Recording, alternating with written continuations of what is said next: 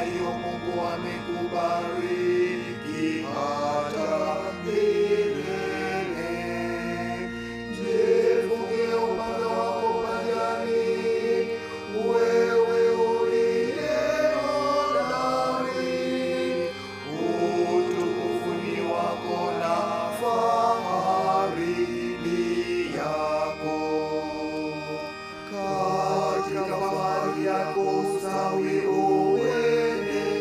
uendelee, kwa ajili ya kweli na upole na haki, na mkono wako wa kuume